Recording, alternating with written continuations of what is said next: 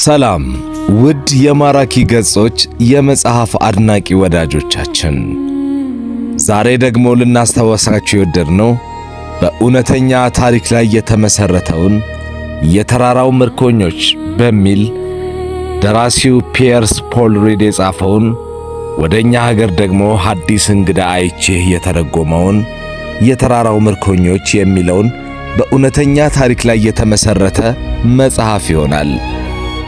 ቻናላችንን ላይክ፣ ሼር እና ሰብስክራይብ በማድረግ አብራችሁን እንድትሆኑ እንጋብዛለን። ወደ ታሪኩ 45 people, 72 days, 16 survived. October 1972. A rugby team bound for Chile. Most players had never flown over these mountains before.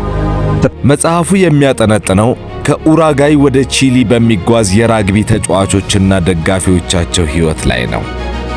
አውሮፕላኑ 45 ተሳፋሪዎችንና ጥቂት የአውሮፕላኑ ሰራተኞችን የጫነ ሲሆን ጉዞውን በተወሰነ መልኩ በጥሩ ሁኔታ የቀጠለ ቢሆንም ነገር ግን በከፍታው በሚታወቀው የአንድስ ተራራን ግን ማለፍ አልቻለም።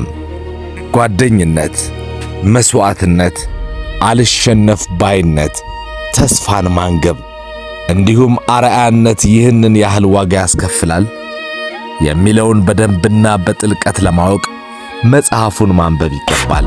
With no food left, survivors made an unimaginable choice. They ate the flesh of those who had died to stay alive. An avalanche later buried the wreckage, killing several more survivors. By then, በዚህ እውነተኛ ታሪክ የአውሮፕላን አደጋ ዙሪያ ከዚያም በኋላ በደረሰባቸው አስቸጋሪ ፈተና ስላለፉት 16 ሰዎች አሰቃቂ ገጠመኝ ብዙ መጽሐፍት ተጽፈዋል። ቢያንስ 2 ፊልሞች ተሰርተዋል። አላይቭ የተሰኘው በ1993 ሲሰራና ሶሳይቲ ኦፍ ዘ ስኖው። ታሪኩ እንደዚህ ነው። ንብረትነቱ የኡራጋይ አየር ኃይል የሆነ አውሮፕላን ወጣት የራግቢ ተጫዋቾችንና ደጋፊዎችን ይዞ ከኡራጋይ ከተማ ዋና ከተማ ሞንቴቪዲዮ ተነሳ። በኪራይ የመጣ ቻርተርድ አውሮፕላን ነውና ወጣቶቹ ተጫዋቾች ሳንቲያጎ ቺሊ ሄደው የሚያደርጉትን ግጥሚያ እንዲያዩላቸው አንዳንዶቹ የቅርብ ቤተሰቦቻቸውን፣ ሌሎቹ ደግሞ ወዳጆቻቸውን ጋብዘዋል። ሲሳፈሩ ቀሪ ዘመዶቻቸውንና አድናቂዎቻቸውን በአውሮፕላን ማረፊያው ተገኝተው ሲሸኟቸው አብረው ፎቶግራፍ ተነስተው እየተሳሳቁ እዚህ ደረስ ብለን አሸንፈን እንመጣለን አይነት ተሰነባብተው ተሳፈሩ። ቀልዱና ጨዋታው ጦፎ እየተተራረቡ በአንድስ ተራራዎች ላይ ሲበሩ በደስታ እየተፍለቀለቁ ነበር። ተጫዋቾቹ በተለያየ ከፍታ በበረዶ የተሸፈኑ ጫፎቻቸው አልፎ አልፎ የምትወጣው ፀሐይ ብርሃኗን ስትፈነጥቅ የሚታየውን ለማየትም ለማድነቅም ፍላጎት አልነበራቸውም።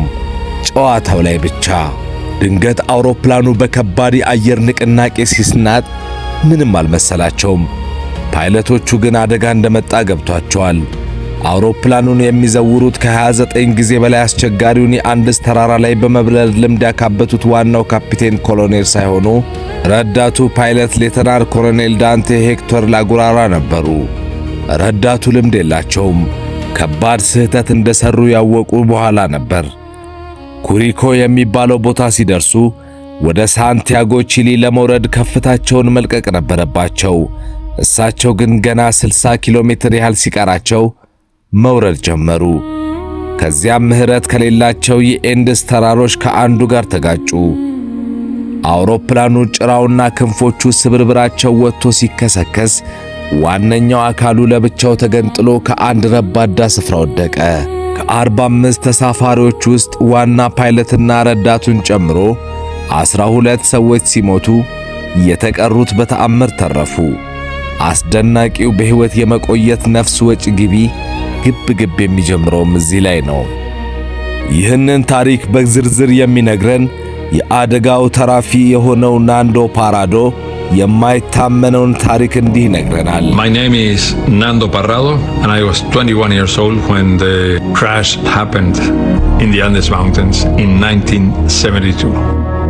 ምግብ የለም፣ ሙቀት የለም፣ እርዳታም የለም። ከሞት ጋር 72 ቀናትን ተፋለሙ። በመጨረሻም 16 ሰዎችን ከሞት ያዳነ ውሳኔ ወሰነ። ናንዶ ፓራዶ ለመኖር ስትል የማይታሰበውን ውሳኔ መወሰን ትችላለህ? ይህ ታሪክ የጀግንነት ብቻ አይደለም፣ የሰው ልጅ እስከ የት ድረስ መታገስ እንደሚችል የሚያሳይ እውነተኛ ታሪክም ጭምር ነው። በአውሮፕላን ውስጥ የራግቢ ተጫዋቾች ቤተሰቦቻቸውና ጓደኞቻቸው የነበሩ ሲሆን ከነሱ መካከል 21 ዓመት የሆነው ናንዶ ፓራዶም ነበር። ከሱ ጋር ታናሽ እህቱና እህቱ ሱዛናም ነበሩ። ማንም ያ ጉዞ የመጨረሻ ሰላማዊ ቀናቸው እንደሚሆን አልገመተም። አውሮፕላኑ ወደ አንድ ተራራ ሰንሰለት ሲገባ የአየር ሁኔታው በድንገት ተቀየረ። ደመና፣ ነፋስና በረዶ አብራሪዎቹን አሳሳቱ። በጥቂት ሰኮንዶች ውስጥ አውሮፕላኑ በተራራው ጫፍ ተመታ። ክንፎቹ ተነቀሉ። አካሉ በበረዶ ላይ እየተንሸራተተ ቆመ። በዚያው ቅጽበት ብዙ ሰዎች ሞቱ። ናንዶ ግን በከባድ ጉዳት ውስጥ ሆኖ በሕይወት ተረፈ። ለ3 ቀናት ራሱን ስቶ ተኝቶ ነበር።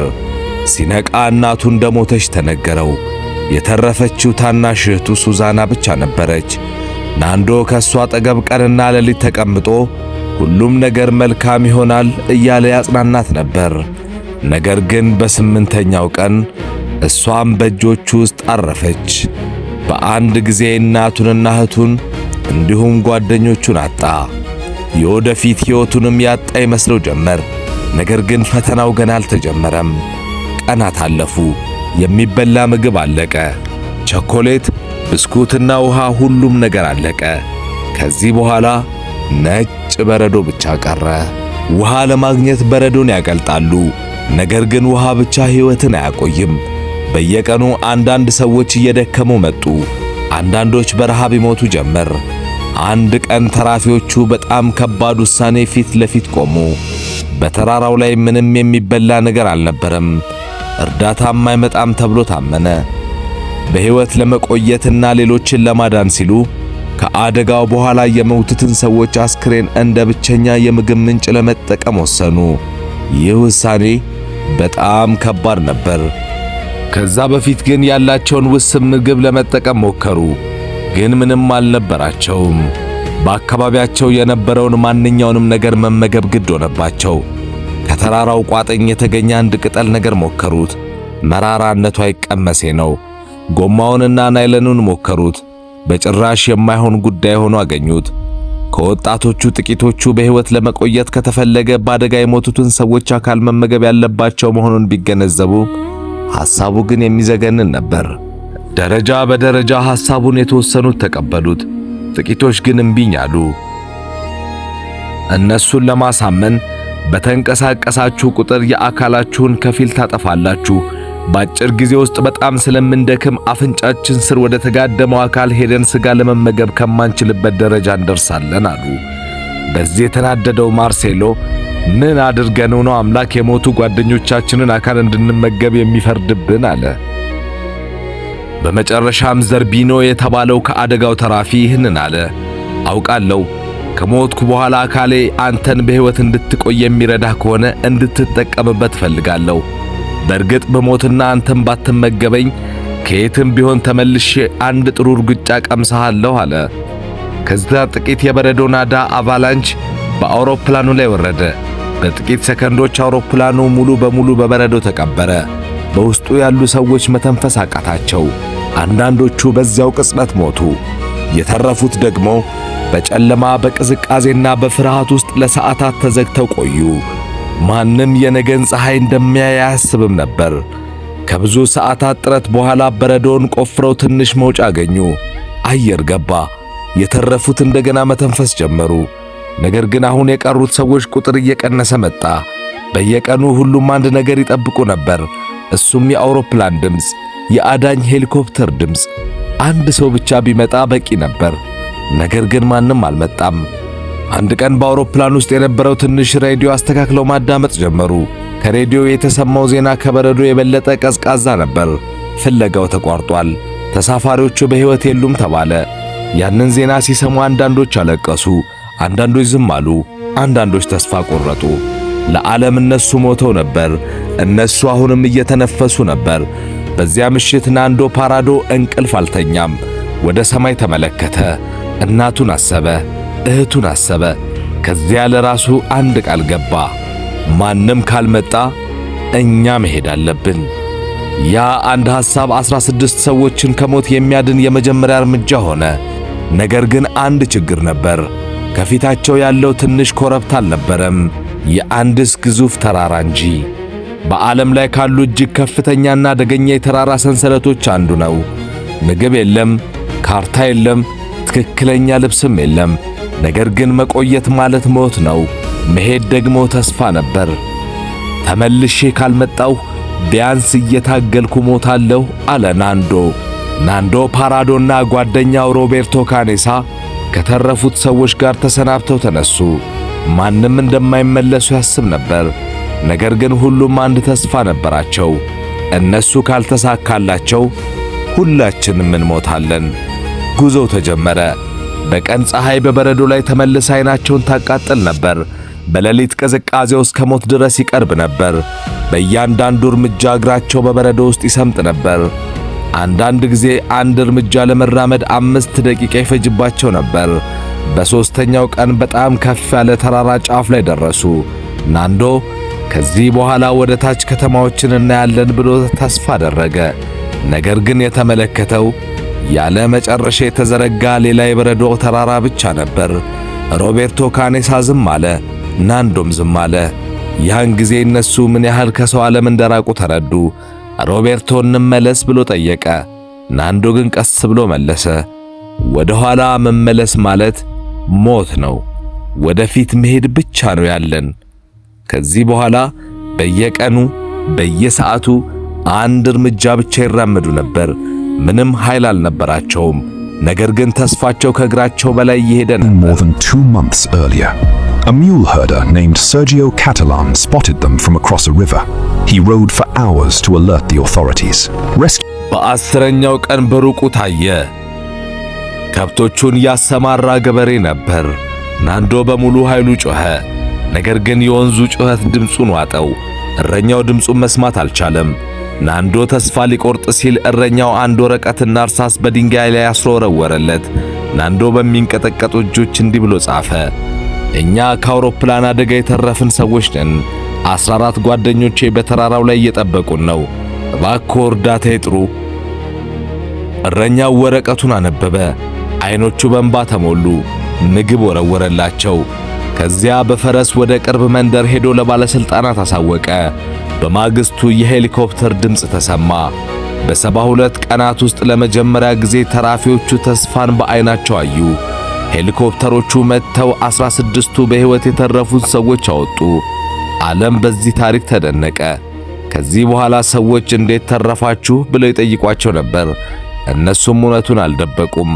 በሕይወት ለመቆየት ከነበረው አስገዳጅ ሁኔታ የተነሳ ከአደጋው በኋላ የሞቱትን ጓደኞቻችንን አስክሬን እንደ ብቸኛ የምግብ ምንጭ መጠቀማቸውን ገለጹ። ብዙ ሰዎች ተደናገጡ። ነገር ግን አብዛኞቹ ሰዎች በዚህ ሁኔታ ውስጥ የነበረውን የሕይወት ወይም የሞት ምርጫ ተረዱ። ናንዶ ፓራዶ ከዚህ በኋላ ደራሲና ተናጋሪ ሆነ። ዓለምን እየዞረ አንድ መልእክት ብቻ ይናገራል። ተስፋ እስካለ ድረስ ሰው ከሚያስበው በላይ መቋቋም ይችላል። ከዚህ ታሪክ የምንማረው አንዳንድ ጊዜ ጀግንነት ማለት አለመፍራት ሳይሆን ፍርሃት ቢኖርም ወደፊት መራመድ ነው። ሕይወት አንዳንድ ጊዜ ሰውን ከባድ ምርጫዎች ፊት ሊያቆመው ይችላል። የነሱ ታሪክ የተረፉትን ሰዎች ለማዳን በአስገዳጅ ሁኔታ የተወሰደ ውሳኔ እንደነበር ያሳያል። ማንም አይመጣም የሚለው ጊዜ ሲመጣ አንተ ራስህ ለሕይወትህ መነሳት አለብህ። የመጨረሻ መልእክት። ናንዶ ፓራዶ 72 ቀናት በበረዶ ላይ ብቻ አልተዋጋም። ተስፋና ተስፋ መቁረጥን መካከል ተዋጋ እንጂ። በመጨረሻም ያሸነፈው በረዶው ሳይሆን አልቻልኩም የሚለውን ሐሳብ ነበር።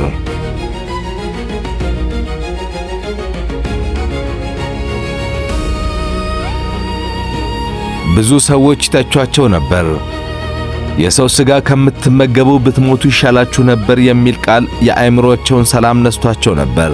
ነገር ግን በካቶሊክ ሃይማኖት አባቶች የተሰጣቸው ማጽናኛ የደረሰባቸውን አምነው መቀበል ችለዋል። ይህንን መጽሐፍ ማንበብ ብዙ ያስተምራል። እናንብብ። የተራራው ምርኮኞች በሚል ወደ ሀገራችን ስለተተረጎመ ይህንን መጽሐፍ ለዚህ ክረምት እንድታነቡት እየጋበዝን የዛሬውን ፕሮግራማችንን በዚህ እናበቃለን። Jews had stopped looking more than 2 months earlier. A mule herder named Sergio Catalan spotted them from across a river. He rode for hours to alert the authorities. Rescue helicopters reached the wreckage site on December 22nd. 16 of the 45 people aboard made it home. 72 days after the crash, they were finally found.